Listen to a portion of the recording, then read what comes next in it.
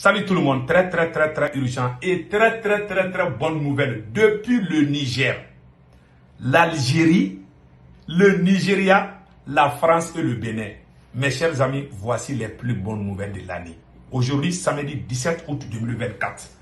Le Premier ministre du Niger vient de dire ses 4 vérités aux autorités algériennes. Mes chers amis, qu'est-ce qui s'est passé? Voilà ce qui est écrit ici. Après, il y a d'autres nouvelles aussi. Mais avant d'aller loin, mes chers amis, aujourd'hui, samedi 17 août 2024, il y a un grand meeting, un rassemblement au CICB à Bamako. Il est demandé à tous les patriotes du Mali de venir au CICB à partir de 15h pour montrer notre soutien à notre brave armée. Donc, à partir de 15h au CICB. Et le parrain c'est le Premier ministre Choguel Kokala Maïga. Les patriotes, les héros internationaux, la fierté internationale. Mes chers amis, le Premier ministre du Niger dit au gouvernement algérien que la sécurité du Mali est la sécurité du Niger. Ah, ça c'est un mot dur. Mais l'avion espion de la France qui a traversé la frontière là, voici le film. On va y regarder après, on va décortiquer. Tout récemment, un avion de reconnaissance B350 ISR de l'armée de l'air française, immatriculé F-GIEE, a été aperçu au Bénin en mission au-dessus de la frontière avec le Niger. Après avoir mené ses opérations, l'appareil a regagné sa base près de Cotonou. Une nouvelle révélation qui met en lumière la présence française dans la région, en même temps qu'elle soulève des interrogations quant aux causes réelles de cette présence. Au demeurant, l'hostilité du Bénin à l'égard de notre pays, et le chef de l'État y a fait allusion récemment encore, était déjà connue, tout comme celle d'ailleurs d'un autre voisin du Sud, le Nigeria, où des éléments subversifs et bien souvent armés se font... Voilà. Avant d'aller loin, et je vais repartir un peu en arrière pour vous montrer la photo même de l'avion. Voilà. Immatriculé F- Voilà la photo de l'avion qui survolait sur... Voilà, qui survolait à la frontière entre le Niger et le Bénin. Ils ont même donné les numéros d'immatricule de l'avion. Les radars sont puissants maintenant. Les radars de l'AES là, surtout du Niger, du Burkina et du Mali là. Même quand une mouche passe seulement, on va prendre les photos. Donc maintenant, allons-y avec les restes là. Ouais, au moment que l'avion espion a traversé la frontière, au même moment, les terroristes se préparent pour attaquer le Niger. Voici le film. Tant qu'elle soulève des interrogations quant aux causes réelles de cette présence.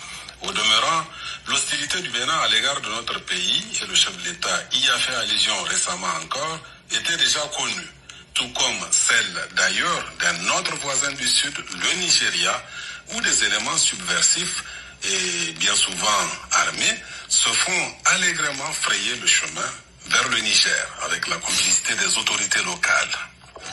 Hello, Sinusi. Ce sont les terroristes depuis le Nigeria, en complicité avec les autorités locales. Vous voyez les photos là. Voilà. C'est très grave. C'est pour aller attaquer le Niger. Mais les FDS du Niger sont là, très bien préparés. Écoutons les restes. Da Allah ga fulani nan za su zo su wuce ba ruwan kowa da su an yi magana ne yanzu za su zo wucewa kawai za su ka gane abu bakin hanyar nan kar wanda ya ce wani abu ga su nan wucewa kawai za su. Le CNSP et le gouvernement, avec à leur tête le général Abdraman Chani, ont fait de la sécurité de notre pays la priorité des priorités. C'est pourquoi, face à toute velléité d'agression contre le Niger, les FDS, dont la montée en puissance se poursuit, apporteront la réplique appropriée. Le général Chani, le CNSP et le gouvernement en ont fait le serment. Voilà. Maintenant, vous avez vu ce qui s'est passé. Au même moment que la France espionnait la position des militaires du Niger, au même moment, depuis le Nigeria, les terroristes préparent des attaques contre le Niger. Vous voyez comment ils ont coordonné là. La France va bien regarder et puis va appeler les terroristes. Ok, Voilà, voilà ça. Voilà, c'est ça que ça veut dire. Donc maintenant, regardons les 4 vérités. Le premier ministre du Niger a craché ces 4 vérités à l'Algérie concernant l'affaire de Tinzaouaten au Mali. Écoutons.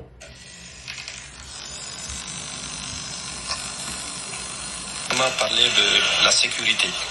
Nous avons fait clairement savoir à nos homologues, amis et frères algériens que nous sommes très concernés par tout ce qui touche le Mali. Le Mali aussi partage une frontière avec l'Algérie. Notre souhait, c'est de voir très rapidement la paix de retour sur l'ensemble des frontières. Le rôle d'un pays comme le nôtre, c'est de faire la promotion de la paix partout où nous sommes. Donc voilà un peu de mots, ce qui a fait l'objet d'échanges avec le Premier ministre algérien et la quasi-totalité des membres du gouvernement. Voilà. Voilà. Ils sont concernés. Ça, c'est en diplomatie. On appelle ça c'est la diplomatie. Cela veut dire simplement, l'Algérie, nous sommes comme le Mali. Donc, si vous touchez au Mali, c'est comme si vous touchez au Niger. Voilà ce que ça veut dire. Et le message est compris. C'est clair comme l'eau de roche. Nous remercions les autorités nigériennes, vraiment, pour cette démarche. Rien d'évoquer la paix. L'Algérie est un pays voisin. Malheureusement, l'Algérie n'a pas été claire avec le Mali. Toutes ces rébellions-là, ils ont tous été en Algérie. Je vous jure, ces gens-là qui ont attaqué le Mali, la plupart d'entre eux, ils ont toujours été bien préparés.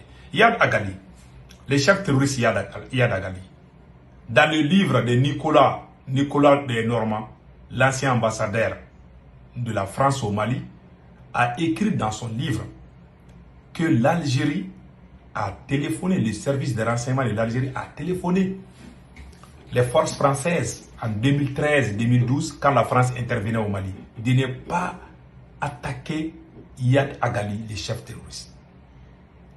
L'Algérie a amené Yad Agali, ils l'ont bien habillé, ils l'ont nourri, et c'est même Yad Agali qui est en train de tuer les Maliens, les Burkinabés, les Nigériens, les Béninois, les Togolais, les Ivoiriens, partout en Afrique. Pourtant, il est en Algérie. C'est pas moi qui le dis. C'est l'ancien ambassadeur de la France au Mali, Nicolas Normand. Il n'a pas caché, il a dit ça à visage ouvert. Et l'Algérie n'a pas démenti jusqu'à nos jours. Est-ce qu'on appelle ça ami, celui qui aide quelqu'un à tuer ton frère, ton peuple? Est-ce qu'on peut appeler ça une amitié? Non. C'est pas honnête de la part de l'Algérie. Je vous ai dit, pendant la guerre d'indépendance de l'Algérie, le Mali a donné 3 grandes régions aux mains des forces révolutionnaires algériennes pour qu'ils se positionnent pour attaquer les militaires français. La France avait tellement de bases militaires en Algérie. La France voulait que l'Algérie reste dépendante de la France. Voilà, dépendante de la France. C'est-à-dire qu'un territoire outre-mer. La France voulait que l'Algérie soit un territoire extérieur de la France. Donc quand il est né en Algérie, c'est comme le cas de Guadeloupe. Voilà, les Antilles.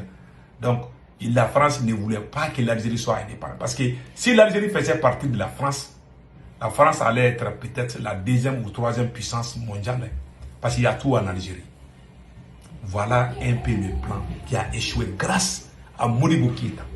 La fédération entre le Mali et le Sénégal, c'est à cause de l'Algérie que ça n'a pas marché. Senghor aidait la France contre l'Algérie. Modibo Keïta a hébergé les combattants algériens pour combattre les colonisateurs français. C'est cette même Algérie qui héberge les terroristes pour endeuiller des familles au Mali. Ça fait vraiment mal. Et l'histoire est là. L'histoire ne ment pas. Personne ne peut changer cette histoire. C'est de l'ingratitude totale. Voilà un peu ça. Donc mes chers amis, passez un excellent week-end. Et nous remercions les autorités nigériennes vraiment pour cette franchise. Que Dieu bénisse l'AES. Passez un excellent week-end. Ciao, ciao.